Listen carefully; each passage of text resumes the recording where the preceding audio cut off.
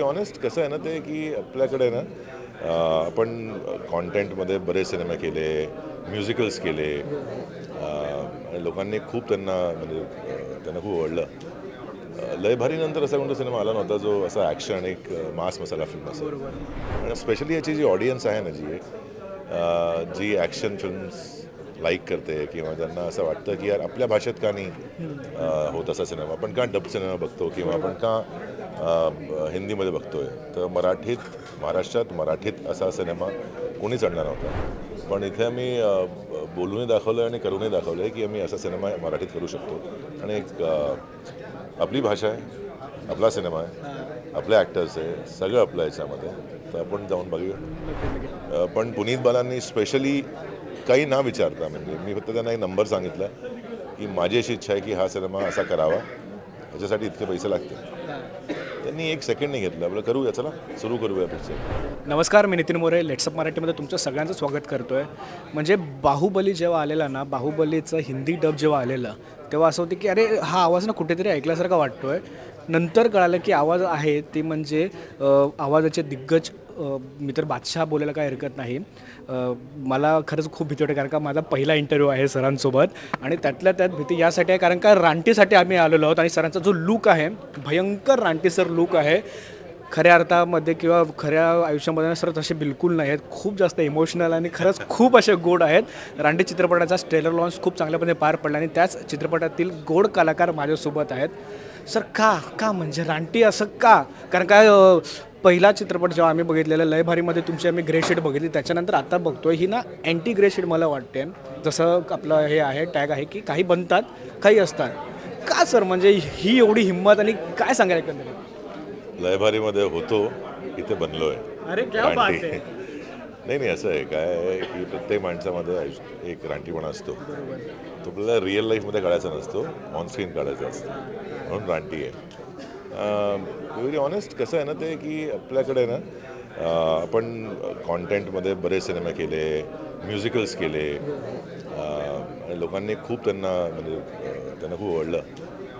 लय भारीनंतर असा कोणता सिनेमा आला नव्हता जो असा ॲक्शन एक मास मसाला फिल्म असेल. आणि माझं असं होतं का नाही, मराठीत इतकी ऑडियन्स आहे, इतकी लोक जे जाऊन साऊथचे पिक्चर बघतात, KGFचे फॅन आहे, सलारचे फॅन आहे, बाहुबलीचे फॅन आहे, ॲनिमलचे फॅन आहे. तर आपल्याकडे का नाही, आपल्याकडे काय ॲक्टर्स नाही आहे किंवा स्क्रिप्ट्स नाही आहे किंवा स्केल नाही आहे, असं काहीच नाही आहे जे, पण फक्त प्रयत्न नव्हता. तर मी फक्त एक प्रयत्न केला आहे आणि एक असं वाटतं आहे ट्रेलर बघून की खूप सक्सेसफुल प्रयत्न आहे, लोकांना आवडेल. आणि स्पेशली याची जी ऑडियन्स आहे ना जी ॲक्शन फिल्म्स लाईक करते किंवा त्यांना असं वाटतं की यार आपल्या भाषेत का नाही होत असा सिनेमा, आपण का डब सिनेमा बघतो किंवा आपण का हिंदीमध्ये बघतोय. तर महाराष्ट्रात मराठीत असा सिनेमा कोणीच आणला नव्हता. आम्ही एक सुरुवात केली असं म्हणेन. It's not a first film और लास्ट फिल्म. आम्ही सुरुवात केली आहे आणि आपल्याकडे बरेच छान ॲक्टर्स आहे who can do a superb action, मला असं वाटतं. आणि बरेच आहे, त्यांना कोणी आत्तापर्यंत हात ठेवला नाही त्यांच्यावरती की तुम्ही करू शकता असं ॲक्शन फिल्म, किंवा त्यांना एक सपोर्ट नाही मिळाला आहे. पण आता या पिक्चरनंतर मला असं वाटतं की बरेच डिरेक्टर अशा स्क्रिप्ट लिहितील, बरेच प्रोड्युसर्स येतील जे असे मोठे आणि ॲक्शन पॅक्ड सिनेमा करते. लोकांना आवड आहे या सिनेमांची. आपण फक्त हे बोलून की नाही साधेसुधे किंवा गोष्ट चांगली, आपण बघतोच गोष्ट पण छान आहे पण लोक जात नाही बघायला, ते बोलायला असतात ते. पण इथे आम्ही बोलूनही दाखवलं आणि करूनही दाखवलं आहे की आम्ही असा सिनेमा मराठीत करू शकतो. आणि एक आपली भाषा आहे, आपला सिनेमा आहे, आपले ॲक्टर्स आहे, सगळं आपलं याच्यामध्ये. तर आपण जाऊन बघूया. नक्कीच. बरं, तर जेव्हा ट्रेलर लॉन्च होत होता ना तेव्हा तुम्ही सांगितलं की 7 वर्षाची पूर्ण मेहनत आहे, कारण का 7 वर्षापासून याचं काम सुरू होतं. समित सर तुम्ही असाल, ऋषिकेश सर असतील वगैरे. 7 वर्षाची पूर्तता आज खऱ्या अर्थाने पार झाली असं वाटतं. नक्की असं वाटतंय की जे आम्ही एक पेशन्स ठेवला आहे मागच्या 7 वर्षांपासून. पहिले पण पिक्चरवर प्रोड्युसर्स आले, पण मला जसा पिक्चर बनवायचा होता, बिंग अ प्रोड्युसर ऑल्सो, मला असं वाटलं होतं की नाही या बजेटमध्ये हा पिक्चर करेन तर परत तो एक मीडिओकर सिनेमा बनेल, की लुक चांगला नाही आहे किंवा टेक्निक चांगलं नाही किंवा ॲक्शन चांगलं नाही आहे. इतके वाईल्ड आणि मोठे ॲक्शन मला करायचे होते, ते होणार नाही कारण मग एक लिमिटेशन असतं तुमच्याजवळ बजेटचं. पण पुनीत बालांनी स्पेशली काही ना विचारता, म्हणजे मी फक्त त्यांना एक नंबर सांगितला की माझी अशी इच्छा आहे की हा सिनेमा असा करावा, ह्याच्यासाठी इतके पैसे लागतील. त्यांनी एक सेकंड नाही घेतलं, आपलं करूया, चला सुरू करूया पिक्चर. म्हणजे ते मी ते 5 वर्ष वाट बघितली की कोणीतरी येईल आणि ते पुनीतच्या रूपात आमच्यासमोर आले. पुनीतने म्हटलं करा, हा पिक्चर इंटरेस्टिंग आहे, कोणीच केला नाही असा सिनेमा, आपण करूया. तर he was quite generous in that. आणि आम्हाला ते बजेटही मिळालं की मी ते अचीव करू शकलो. जसं मला दाखवायचं होतं की मराठीतही असे सिनेमा बनवू शकतात, ते तुम्ही साऊथमध्ये किंवा. आणि स्पेशली सांगतो हे की हा सिनेमा जर तुम्ही बघाल थिएटरमध्ये, तुम्हाला वाटणार नाही की आम्ही या बजेटमध्ये केला आहे. मला वाटेल की दुप्पट किंवा तिप्पट बजेटमध्ये हा पिक्चर झाला असेल. किंवा तुम्ही कम्पेअर करा की साऊथमध्ये अशा पिक्चरची बजेट 70-80 कोटीहून खाली नसते प्रोडक्शनची व्हॅल्यू. तशी प्रोडक्शन व्हॅल्यू मी एक सर्टन लिमिटेड बजेटमध्ये आणून हा सिनेमा केला आहे. तर ते एक मोठं अचीवमेंट आमच्यासाठी.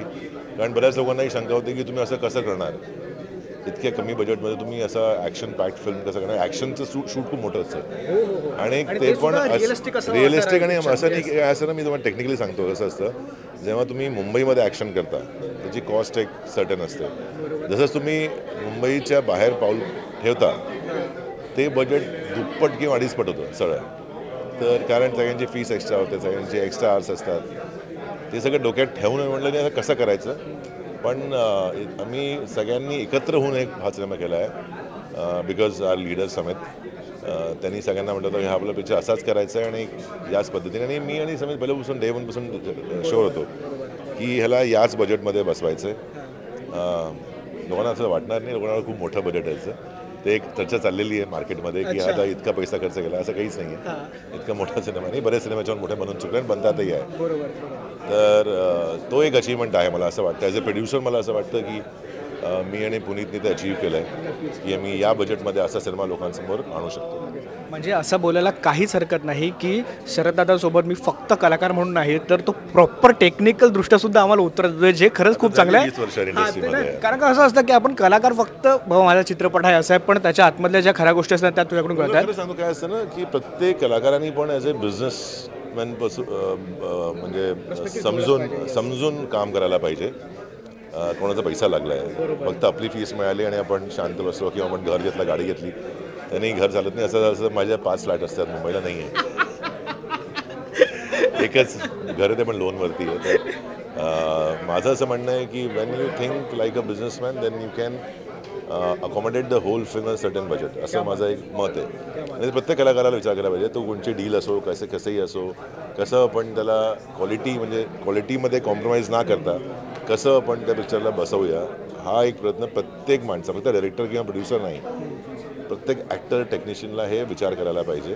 कारण स्थिती अशी आहे, आपल्याला मराठी सिनेमा पुढे घेऊन जायचा आहे. जर तो एक सर्टन बजेटला क्रॉस केला आत्ताच्याशी, म्हणजे आपल्याला थोडं वाढवायला पाहिजे, पण त्याच्यावरती मार्केटिंग कसं, त्याच्यावरती प्रमोशन्स कसं, हे सगळं बघून तुम्हाला आणि वेगळा सिनेमा करायला पाहिजे प्रत्येक वेळेस. कारण तुम्ही काय बघताय ना, आता असं चाललं कसं आहे, एक सिनेमा चालला, सपोज एक वर्षात एक सिनेमा चालतो आजकाल मराठीमध्ये, एक सिनेमा चालला, मग त्याच्या मागे तसे सिनेमा बनतात. पण जर ऑडियन्स बघून चुकली तसा सिनेमा, तर मग ते का जाणार परत, त्याच्यामध्ये काय युनिकनेस काय. तर वेगवेगळ्या स्टोरीज, वेगळ्या तर आमचा हेच प्रयत्न होतं की म्हणजे वेगळं आणू.